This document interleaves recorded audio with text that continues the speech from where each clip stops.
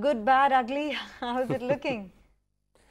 Yeah, so it's been a kind of a terrible period, especially, I mean, in the broader market, we have seen again the fresh round of selling which has been there. And I mean, it's started off with all the financials, okay, where there's a lot of fear which is there actually, and that's what is a lot of rumors spreading around, and that's what has caused some kind of a panic in the financial services space, and which is kind of spilling on to the broader market. And compounded with that, we have on the global front also US and China, okay, which US which is doing pretty well. Okay, we've seen some kind of a correction and some fears that the markets could correct a bit over there, though mind you, US economy is still doing very well over there. So it's a combination of domestic, some of the factors, okay, which some tightening in the financials, and the global market, which is seeing some correction, which is led to this fall. So here's the thing, as a local investor, how much credence would you give to global factors impacting our sentiment versus local factors pegging us back? So global factors, I think both matter really, because I mean, FIIs have been selling now for quite some time, right? So you've seen for the last 2 quarters, FII flows have been negative, and year till date we have almost like $5 billion negative, which is one of the largest kind of a number. Domestic flows, on the other hand, have been pretty steady at around 9-10,000 crores, which had been balancing those things. So I would say that the global factors are important, but I think currently what we are seeing, the correction in our markets is more to do with the local factors really, and that confidence seeking needs to be really bought in into the financial services space to get back some kind of a stability in our markets at this point in time, I would say. And earnings are also coming in this quarter, so we've seen some kind of earnings in the initial period. I think we've seen some margin pressure, because I think that was a concern this time around, because commodity prices had gone up and the rupee depreciation. So that has led to some kind of a downgrade to earnings, but I think we have to wait and watch and see how these earnings goes by, because that is what will really give support to the market at the time when other factors are looking a bit negative. Mahesh, since you mentioned that it's more of local factors which are leading to correction in our market, what kind of approach for stock selection or sector selection you would adopt, a top down or a bottom up, and whatever approach you're opting for, any thing which is coming out as a very a sitter to you in terms of buying, because there are a lot of stocks and sectors which have corrected which don't have much of strong reason for correction in this market. As you mentioned, sometimes even good stocks correct for no reason. Yeah, no, I would agree. So I think in this kind of a market where we've seen, I mean, a lot of stocks, I mean, while the Nifty probably is down around 10% or so, a lot of stocks are down 20, 30, 40% or so. So it's a good time to really do bottom up stock picking at this point in time. Top down, because a lot of sector rotation is also happening. So sectors which have done well, we are seeing them correcting now in this fall, whether it was IT or whether it was consumer staples, okay, which did very well. So I think a stock specific approach would be the right approach in this kind of a market environment, where I would say that there is clearly value which is emerging in a lot of stocks, and it's across sectors, right? It's more stock specific. In this period, okay, when there's a lot of fear around and a lot of panic, there is overshooting which happens in stock prices on the downside below the intrinsic value, and that's where you get good entry points for somebody who's taking a slightly longer term view. So I would say it's a good stock because market and across sectors, good companies, whether it's in the, I think especially with strong company with strong brands, better quality names.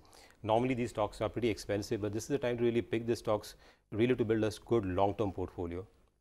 You have stated, and I want to particularly analyze your approach towards managing mid caps and small caps in this market. I believe your mid cap index is pulled back 25% from the top. You're putting about 20% of your overall corpus, and correct me if I'm wrong here, in mid cap and small cap funds. So whatever incremental money that's coming in, 20% of that allocation is going into the broader universe of stocks. What is driving your conviction there? Because it's not like the selling is done and over with. Sure. Even yesterday we were down about 2% a piece for both the broader indices. Today as well, the start has been rough. So you're right. I mean, the mid cap and small cap, especially when there is kind of fear in the market and the market is weak, we see these stocks correct quite a bit. But mind you, these index has seen, I mean, the small cap index is down 40% from its peak. So to a large extent, these stocks have corrected. I mean, they always overshoot on the downside more than the large caps, okay, when there is fear in the market. But our approach has been that this is a time we were kind of large cap bias last year, I think beginning of the year. But with the correction in the mid cap space, we are seeing, as I said, opportunities stock specific. So in a way, we are actually agnostic whether it is large cap or mid cap at this point in time. It's clearly boils down to stock specific. If mid cap and small caps, we find good value over there, and we're seeing good earning stability and visibility based on our conviction, we are happy to really look and add the stocks in our portfolio.